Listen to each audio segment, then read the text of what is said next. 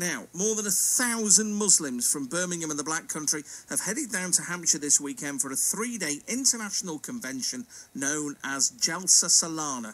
30,000 people are attending the conference where they pledge allegiance to a caliphate, a very different one to the one that we've been hearing about in Iraq. Zain-ull-Abiddin Daniyal is a student from Birmingham who's at the Jalsa, is on the line now. Good morning. Good morning. Just tell me then, what is Jalsa Salana? We've mentioned it, but explain it a little bit more.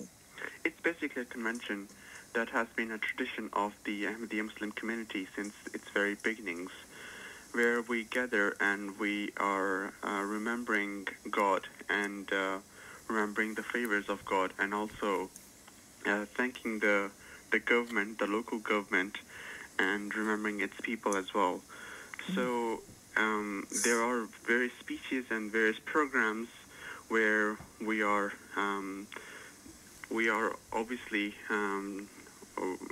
having a good speeches about the of the faith, yeah, but also in terms of country as well.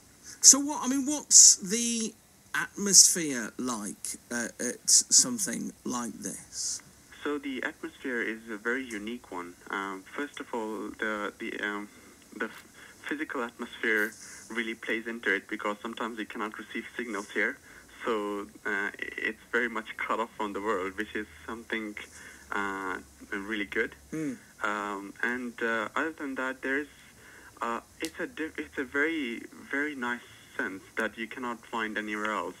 And the reason is that there are volunteers here, and they're working day and night to make sure that everything here is successful and it runs as planned. And the kind of works they do is just phenomenal. So you see those volunteers, and it makes a spirit alive in you as well, that, wow, this is just amazing. So what makes this Caliphate different from the one that IS wants to set up? Well, the main reason is that this Caliphate was established after a coming of a prophet. And the reason is that a Caliphate really establishes after a coming of a prophet, like Joshua was the Caliph of Prophet Moses, and Peter was the Caliph of Prophet Jesus. So it's like that. They basically carry on the system that the prophet has come to establish. And it's whenever a caliphate is established, he carries on a spiritual mission to guide people, to keep them on the right path. So if I've got this right, it depends on who sets up the caliphate, really. It has to be set up after a coming of a prophet, right. And we believe that the prophet came in 18, and he claimed to be a prophet in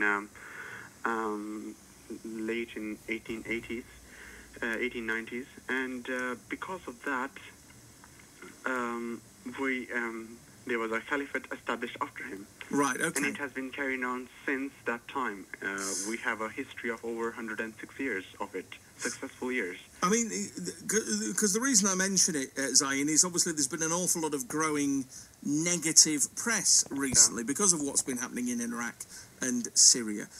Interested to get your take on what your response is to what the jihadists have been doing. Well, they are whatever they're doing is very depressing to know, and it's basically they're taking the name of Islam and attaching it to their own motives, for their own political agendas instead of any religious matter.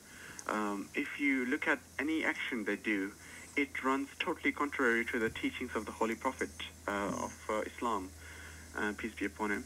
And then you're wondering, what are these people doing? And although it's because of the lack of understanding, it's very easy for some people, for some young people like me, they would just flock to it and think that this is the real thing. So it is a very depressing thought, just having how they are they're doing stuff and what they're doing in the name of a religion. Okay. Listen, Zain, thanks very much for coming on this morning. Good to speak to you. Zain-ull-Abiddin Daniyal, a student from Birmingham who is at Jalsa Salana in Hampshire this weekend.